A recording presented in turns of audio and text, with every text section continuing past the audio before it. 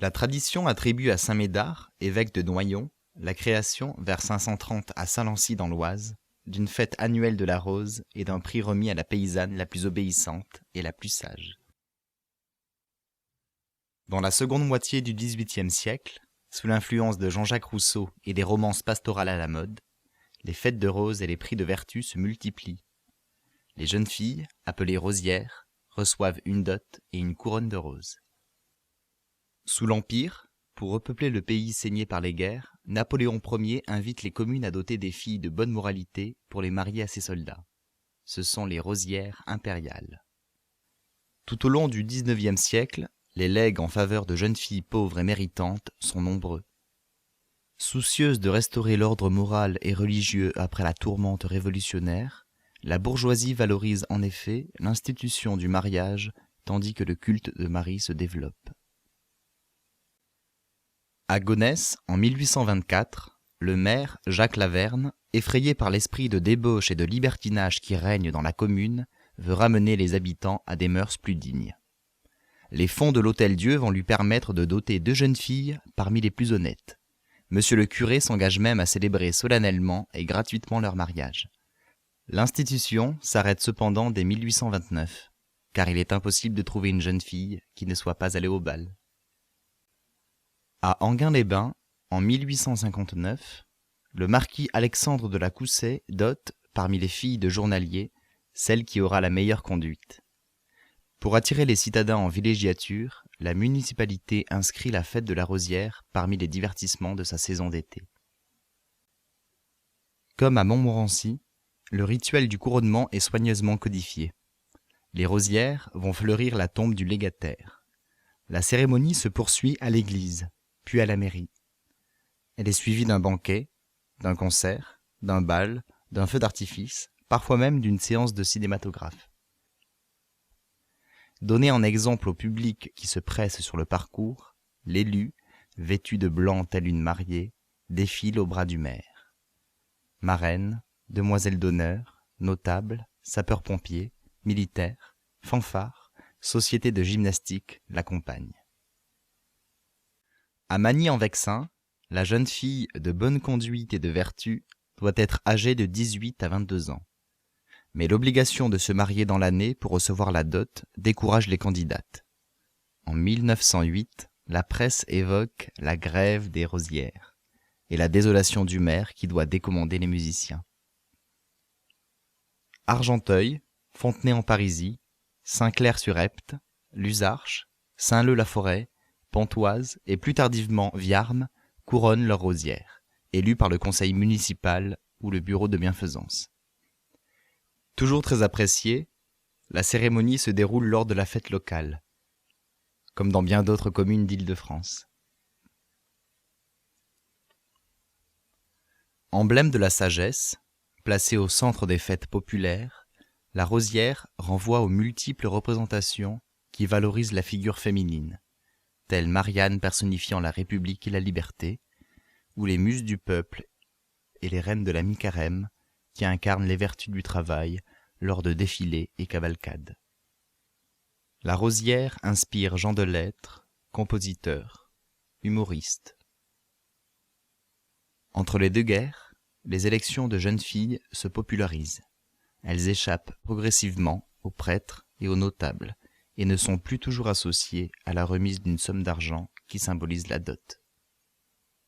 Le terme de rosière lui-même est moins employé. Les critères de sélection évoluent. Plus que la vertu et la sagesse, on célèbre de manière festive la beauté et l'élégance d'une jeune fille chargée de représenter sa ville ou son quartier.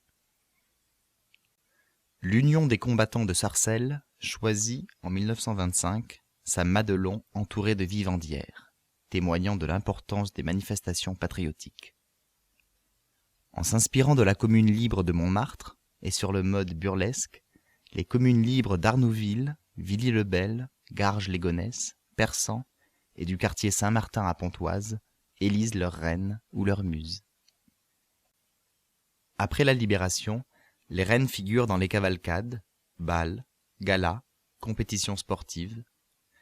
Reine du marché à Hermont, reine de l'agriculture, de la musique et des sports à Marines, reine du commerce à Bessancourt, reine de la caisse des écoles à Méry, reine du muguet à Osny, reine de l'union des commerçants à Saint-Ouen-l'Aumône.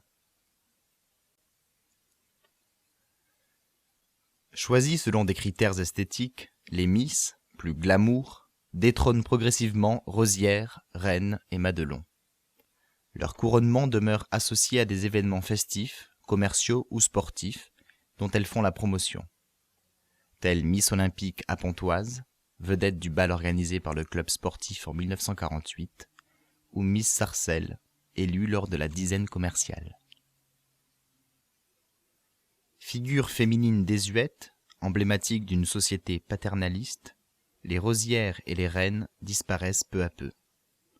Les municipalités ont du mal à trouver des candidates et à compléter les dotations initiales dont les revenus s'effondrent. Saint-Clair-sur-Epte couronne une jeune fille jusqu'à la fin des années 40. À Enghien-les-Bains, Saint-Leu-la-Forêt, la tradition s'interrompt dans les années 1980.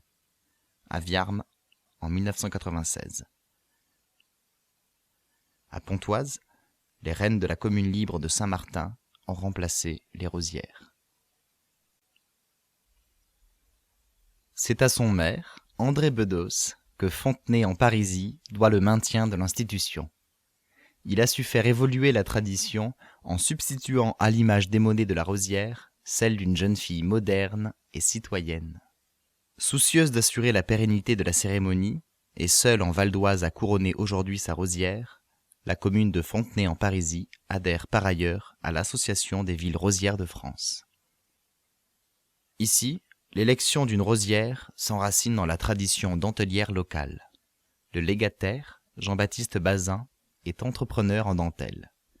Il décide en 1864 de récompenser chaque année une ouvrière brodeuse ainsi qu'une jeune fille âgée de 18 à 22 ans, née et élevée dans le village et bien considérée des habitants.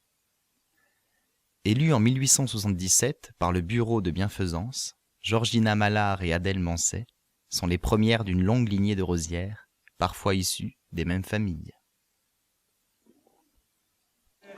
Aujourd'hui encore, le couronnement de la jeune fille par sa marraine, en l'église Saint-Aquilin, demeure empreint de solennité. Cortège de petites rosières, de demoiselles d'honneur et tout récemment de garçonnets encadrent la rosière et les élus. Fanfares, majorettes, chars, compétitions sportives, remise de médailles, vin d'honneur, retraite au flambeau, feu de la Saint-Jean, manège et stand forains ponctuent les festivités qui se déroulent chaque année au mois de juin.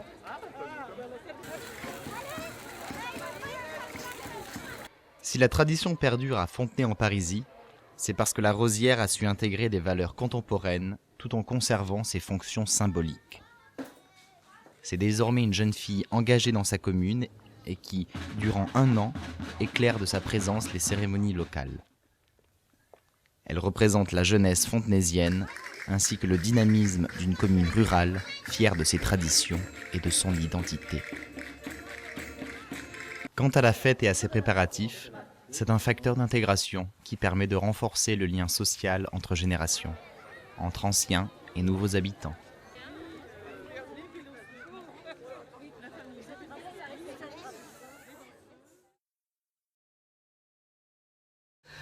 Il faut savoir que la rosière, c'est très émouvant aussi. On a toutes pleuré. On a toutes pleuré. Nos mamans aussi. Nos mamans aussi. Même nos papas un peu. Oui. La rosière, c'est une grande histoire d'amitié au final. On crée plein de liens avec les filles d'avant, les filles d'après. Enfin, nous, on se connaissait déjà depuis très très longtemps. Mais c'est vrai que la robe de rosière, c'est la chose qui reste du grand jour au final.